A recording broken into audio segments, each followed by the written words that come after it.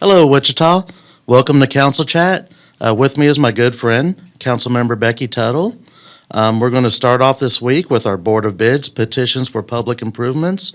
And we're also going to be looking at repairing or removing unsafe structures, some of which are in my district.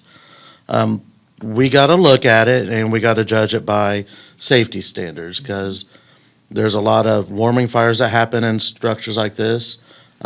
That puts firefighters in risk. I remember we had one structure not too long ago that had 3 separate fires in the basement, and firefighters were talking about the concern when they walk in that the floor is unstable, possible injuries there. So we got to balance this as far as your rights as an owner of property, a property owner, along with public safety. And sometimes we have to make some hard decisions and do away with some of these structures that are a public hazard. Yeah, I always say this is some of the hardest votes that I make. But I also know that by the time they come to us at City Council meeting, that many, many hours, often many months, sometimes many years, have been involved working with the property owner, sometimes just finding the property owner. So this is something that all of us take very seriously. I'm a huge advocate for property rights, but then the balance of safety of the community and especially the neighbors also has to be taken into account. And sometimes this really is the best thing that we can do for the property owner, and they're happy that we're in this situation and that we're going to be able to work with them on this. So something that I know we all take very seriously. Yeah.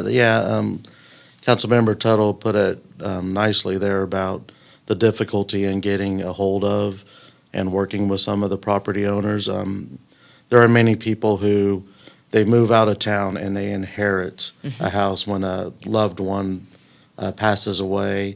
It might be their childhood home. They don't want to release it, but at the same time, they're not around to actually care for their property, and it falls in disrepair, and it starts leading to some unfortunate safety concerns. Yeah. So, we work as hard as we can. You said it. I think it's at least a 30-week process going through MAPC, MABCD, the planning department. So it goes through a process where we give the property owners every opportunity to come up with a plan to take care of the issue. And when it comes before us, it's essentially a matter of last resort. So, it's difficult, but it's part of the job we signed up for. Absolutely. And we have amazing staff at MABCD, the Metropolitan Area Building and Construction Department. Chris is our director. Kaylin is one of the folks who works with property owners, and she really does an amazing job of being kind, helpful, respectful, honest, accurate. All the accolades I could give her, Kaylin is just truly a gem in that department and for the city. Yeah. We're also going to be looking at an ordinance regarding secondhand dealers and specifically the sale of precious metals. And the aim of this is to curb catalytic converter thefts and remove some language from the ordinance that is a barrier to certain types of secondhand dealers. You and I had a meeting this week with Chief Sullivan with the Wichita Police Department, and also our Assistant City Manager for Economic Development, Troy Anderson, and Councilmember Ballard, just to talk about this, to get a little bit more information. It was brought to us several weeks ago, maybe even a month or so ago now, and then we just felt like we needed a little bit more information. I know I have spoken with our police department several times. They had concerns. Secondhand dealers have had concerns. So I'm interested to have this conversation again and have it brought to us. I think it's trying to find the balance of allowing police what they need to be able to do their job, but then also being business friendly and not having too many restrictions for secondhand dealers and pawn shops and precious metal dealers. So I've learned a lot about this topic in the last 4 to 6 weeks. Hadn't really even realized that there was an issue. But the one thing that I do like about this topic, and just a good reminder to the community, is it's my understanding the whole reason we're having this discussion was very organic organic that a secondhand dealer came to the city and said that the ordinance that we currently have was problematic for them Right. and too restrictive. So I think the highlight of all of this is will, of course, make our current ordinance stronger. We should be reviewing them, as needed and making updates depending on what's happening in our world. But the fact that somebody came to us, identified a problem, and we're able to help fix it. Right. Like you said, I think organic was a very good board choice there, because we listen to the public, we listen to you, we try and address the issues that come up. We can't get to everybody's. What might be your number one issue might be the 137th most important issue to your neighbor. So we try and balance it out as well as we can. I'd also like to point out that we here at City Hall are never in agreement. We're not always in agreement, I should say. Sure. And so there were differing opinions on this, but we did come together, and we're trying to do the balancing act like you referred to and find a compromise that will help free up some businesses from some unnecessary regulations, but also look at what we can do to adequately fight theft, especially of some of the lawn and garden items, power tools, some of the things that we see getting stolen from a garage, while somebody's out mowing. This is an important one in my district. I do look forward to seeing the finished product. We've been very instrumental in trying to have a discussion back and forth with various departments, but this is democracy at work, and it's interesting seeing the sausage making from the inside. So. Yeah, absolutely. Always glad to be a part of the process. Right. We're also going to be having public hearings on a large number of infrastructure improvements, from paving projects to sewer projects and more. Sometimes, these aren't always the most glamorous of things that we do, but it's the really important things that we do. I often have been heard saying that most of what the city does is only appreciated in the absence of it. Like if you don't have clean water, or the sewer system isn't working, or our infrastructure crumbles, or your streets aren't shoveled, or with the snow removal. So we'll have public hearings on proposed assessments for 31 paving projects, 36 water projects, 22 sewer projects, and 14 storm sewer projects from the September 23 bond sale. So lots of different infrastructure projects. I'm going to have an opportunity to get into this a little bit more over the weekend and see all the areas that will be impacted. So. Yeah, they used to say our job number one is keeping the buses running on time. How about keeping the sewer system flowing Yeah, on time? That's important. a pretty important one as well. One of the other topics we're looking at is a very important one in our city and my district. We are going to be freeing up some money that we are getting from an opioid settlement to help fund Safe Streets, to purchase Narcan and naloxone kits to help fight especially the fentanyl overdose crisis that is going on right now. This will be the second time that we do this. Mm-hmm. We're working with our partner Safe Streets, who have been very instrumental in helping to get out the word on some of the things that we're facing right now. If you look at the numbers, I urge you to tune in and look at the numbers as far as potential lives that we have saved or people that we have helped so far through this program. The numbers from last year are not in yet because there's such a backlog of them, but the estimates are that we're going to be just under 300 overdose deaths in the county last year.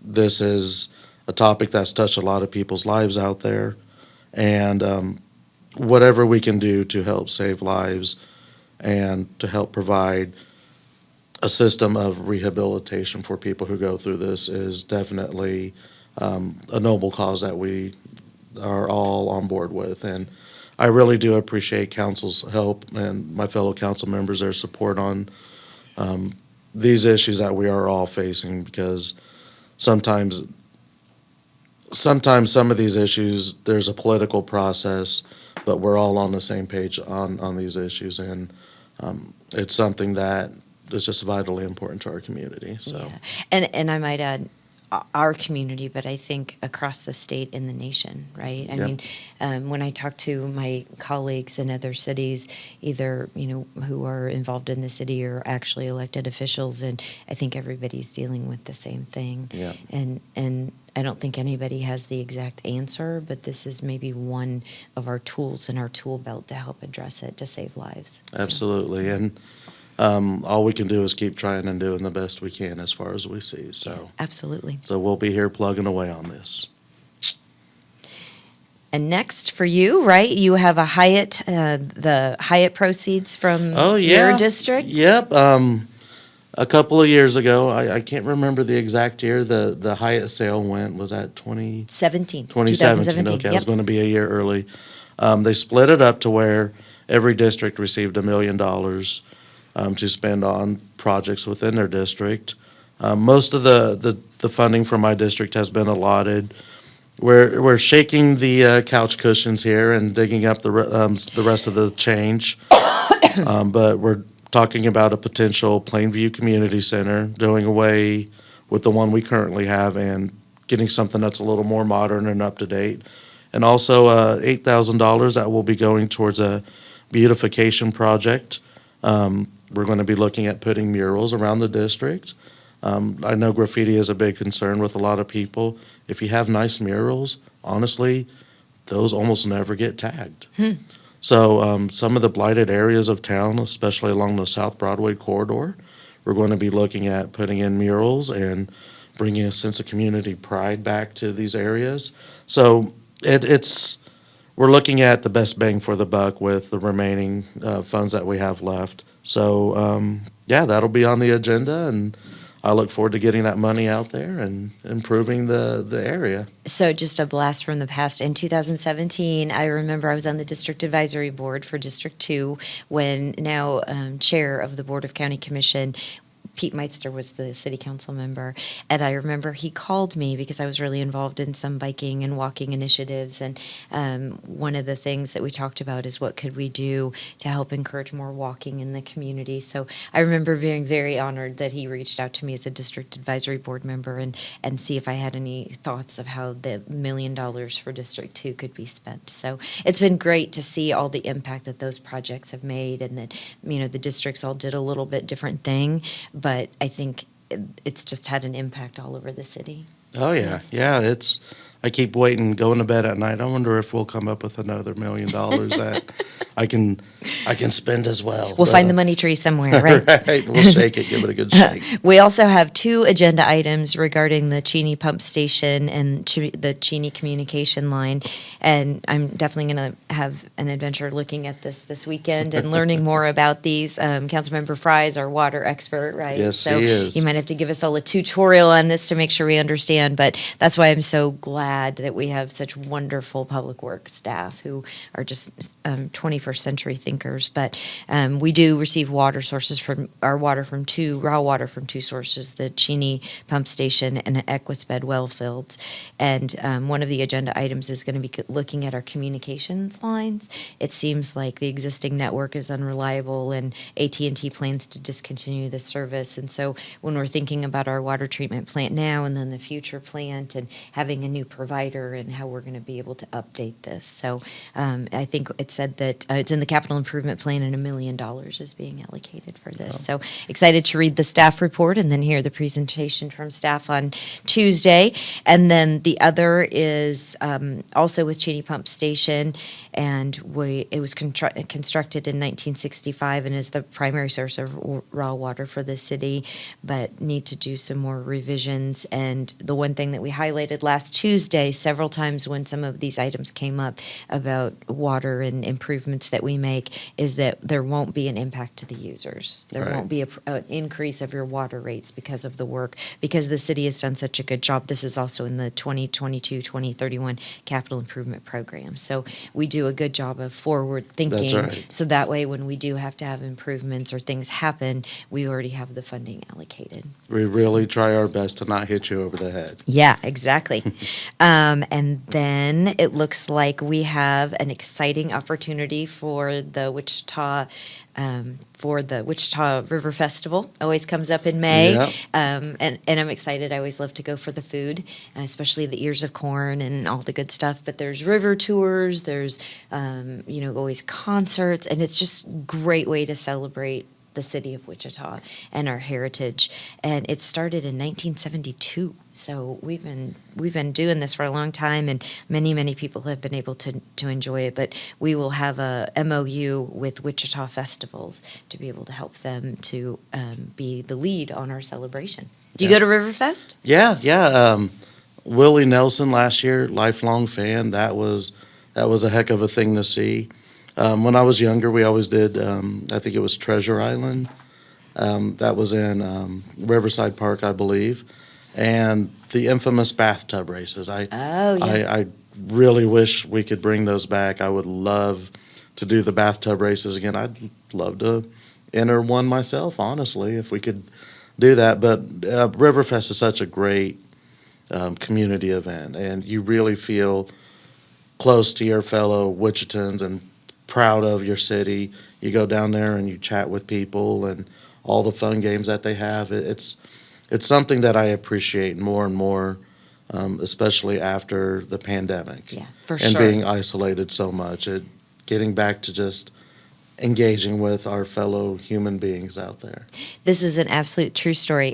Riverfest came up, and I remember asking one of my colleagues, all these years later, I still remember this, about Riverfest and what it was, and, should we go? And she said, Riverfest is my favorite time of the entire year. Yeah. And so my husband and I went, and I think we've been every year since. Oh, so yeah. she was a good salesperson for Riverfest. We should go back and find her and see if she would help us with any communication. Yeah, one of my good buddies has a collection of every single Riverfest button. Oh, that's cool. So I'm really envious of it. Every time I see it, it's how much would you let that go for? Yeah, I was going to say priceless they to need, 'em. yeah, they need to have some insurance on that. Right. The last thing we have is we're going to be looking at a donation of a mobile sculpture called True Colors 2023 by artist John Waltner, and we're talking about it a little bit. At our agenda review. So it's approximately 12 feet by 6 feet by 6 feet, and it's constructed of steel rods and sheet metal and acrylic paint and for a protective coating. So it's just going to be interesting to see and to learn more about this. As I say frequently, I am a huge advocate for the arts, for the visual and performing arts, mostly because I have no talent of my own. So I'm always very incredibly appreciative when artists will share their talent with us. But arts and culture in our community are not a nicety, they're a necessity. Over $90 million annual shot in the arm, if you will, to our economy. Almost 2,800 jobs are supported by the arts industry in Wichita. So something near and dear to my heart, and we'll be excited to see the installation and be able to check it out. Yeah. I'm not exactly an art expert as well. My wife, she's a wonderful artist, so she balances out the family. I can't even make a stick figure that looks like a stick figure, so but I know, what's the old saying? I may not know art, but I know what I like. Yeah, that's a good one. Yeah, so plenty of things I see around the city that I like. It's also Final Friday, or First Friday today, Yep. so. First Friday, Cinco de Mayo. Yeah. Quite a bit going on around the city this weekend. Do you have any major plans? I will be attending our first budget, I can't remember. Town is that hall? Town hall. Thank you for helping me with my words. Tomorrow, and then tomorrow evening, I have a fundraiser. Tomorrow's also the Kentucky Derby. And so it's a Kentucky Derby themed gala that supports women who are in construction and building. Oh. So I'll be going to do that. And then, as always, going over agenda packet and trying to get some things done around the house. And I'm really excited to maybe be able to get out and plant some flowers. And I always put herbs in my flower pots on my back patio so I can have them when cooking. But it seems like now we're over kind of the potential frost or anything. We're into May, so it seems like a Yes. safe time to do it now. They are talking 90 degrees this 93 weekend. tomorrow. I can't believe it. We went from like 50 to 90, but Yeah, that's what we yeah. always do. I hope you enjoyed the whole 2 weeks of spring. We got Wichita. It passes too quick. I sure don't does. get a chance to enjoy it as much. So they do have open streets. I Yeah, believe. Open Streets No More is Yep, going to the be No on More. Sunday, so that'll be exciting too. So I always say, if people say they're bored in Wichita, I say, come sit next to me, because there's more than I can ever do in any week, any month, Right. any time. So if anybody needs tips on what to do, we can always help them. And get outside, because it's easier to adjust with the heat Yeah. if you get out a little bit during the Yeah. warmer times before the real heat waves get here. So Yeah. I fully encourage you guys to get out and enjoy some of the things going on around the city this weekend. So All we right. have a question. Megan said that this is the hardest one. Oh, would you prefer to have unlimited time or unlimited money? I need a little further explanation here as to the unlimited time. Does that mean, Hours in the day, years in your life? right, do I not sleep anymore? Do I just run 24/7? It's up to me. It's Wow. Okay, I say every year at the budget retreats and when we pass the budget, where you allocate your time and treasure is a reflection of your values. Right. So this is hard because it's both. But I think I'm going to go with time. time. Yeah, I think so. Because, most of the things in my life that have been my richest experiences came from family, friends, nature, things that I visited, and not money. So if I had unlimited time, I could have more experiences. So I'd go with time. So I can respect that. I also think if I have unlimited money, that would clear up my schedule quite a bit. It's true. So That's being a really good thinker. That's a good point. I would also be Uncle Moneybags. I'd be out there just throwing it away to whoever wants $100. So Or it would get me in trouble. yeah, Yeah. So- probably as well. We should split this. We should trick Megan. You take money, I'll take time, and then we'll share. Yeah, Yeah, there we go. there you go. We're going to compromise, right? Right. Let's hope we hit the lottery here someday soon. Right. Well, thank you for joining us today. I really appreciate it, and thank you for your service. Thank you for all Same you to do you. for the city of Wichita, and especially for your constituents. They're lucky to have you. It's same to you. It's you don't realize what you're getting into until you're fully into this job. We are here working for you, Wichita.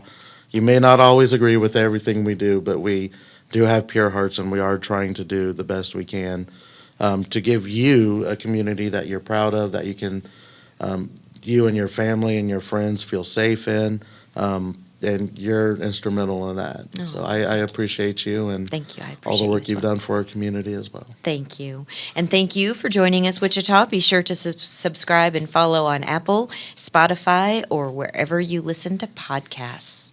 Happy Friday.